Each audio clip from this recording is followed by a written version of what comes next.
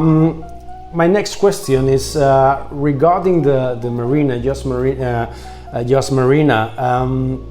We are aware there is a great number of events hosted in the marina, but by far internationally it's well known the Grand Prix, which is organized in the facilities of the marina. Can you tell us a little bit about that event, please? Indeed, we are extremely lucky to have the F1, obviously, because the amount of international exposure it gives to Yas Marina, and the amount of business it drives to us every year is, something that would be completely outside of our P&L to attract from a ROI perspective in terms of a marketing investment. So, as you know, Yas Marina, the property per se, was built for the purpose. So the circuit, the marina, the retail, and the hotel, they are integrated and they were built at the same time. So it's one of the only places in the world where you can see the actual race from the yachts, together with Monaco and Singapore. But Monaco especially is, it's an urban circuit, which again makes it very, very special. And Monaco, I think, is the most charismatic, and out of the all F1s, I think is the one that has more history behind it, and there is a lot of glamour, etc. But I've been to both. I've been fortunate enough to be in Monaco for the Grand Prix, and obviously I've been here already, so I've lived behind the scenes 3 F1s here, and it is a very, very special event. We have, beside the event itself, it's a week. The race is one day, but you have the teams here for a week. You have the training sessions and the social events that come beside the F1. The number of VIPs, heads of state that we receive, the amount of business meetings that F1 drives is just amazing. And for us, it's 1 week where all our retail businesses they do fantastic, and we also use it very much. Like this week helps us a lot to drive the super yacht business for the rest of the year. It is the week where we have the highest number of super yachts in the marina, but then a lot of them stay for the winter season here in UAE. And in 2018 and 19, we also made a super yacht conference during the F1 week, which was very appealing because again, during F1 you have a lot of the big companies that come, to do business and to take care of their clients. So it was the perfect mix to have the super yacht conference, the F1. We did events in the past with our partners like FetShape, World of Yachts. It's a very, let's put it this way, the F1 is the excuse for all what happens around it, and especially has a very high component of marketing event, and it's an important event for the B2B side and business things in our industry. I see. No, it makes sense.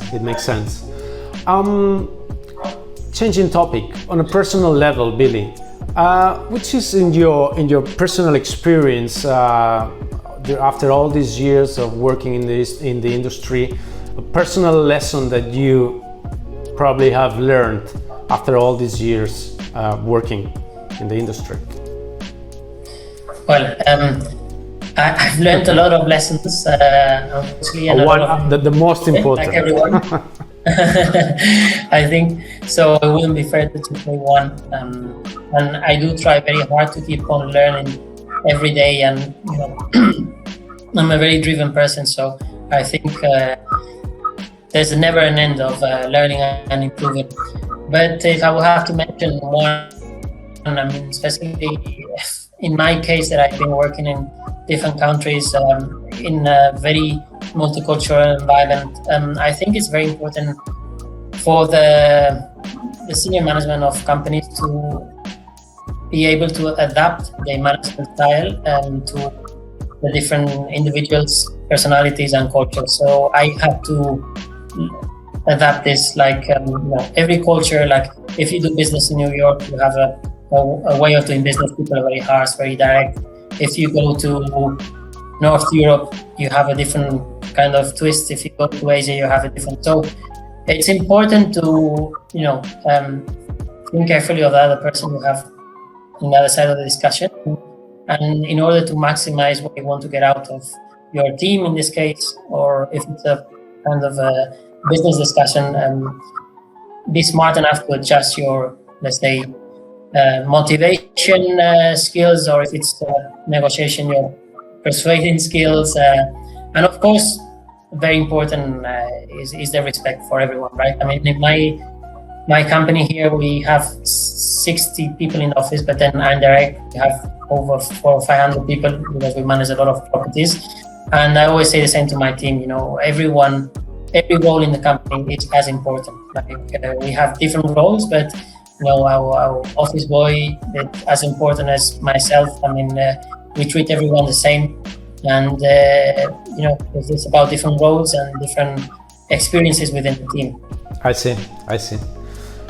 Tolerance, it's probably a word that might probably summarize what you said in my own view. Another personal one for you. Let's see if you can answer this one. What three things would you take with yourself to a desert island? Well, that's a good question. I would, if it's a desert island, I mean, I would obviously need to take first some water and food to survive. I don't know how, fishing and hunting skills would be, but that would be the first thing. And then what would I take? I would take a satellite phone to call someone to get me out of there quite quickly. And of course, if I have to spend some time there, I would take my family and friends. Yeah, of course. Enough. One satellite phone, if it works, is enough for all of us, and enough food and water for all of us. Excellent. Billy, say thank you for joining us, for sharing your time with us, and for contributing to our YouTube channel.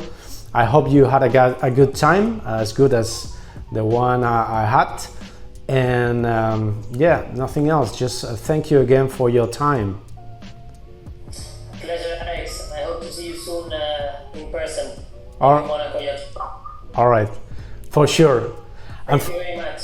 And for the rest of all of our audience, we hope you enjoyed this interview, and we look forward to seeing you soon in any other interviews that we will be keeping in the future.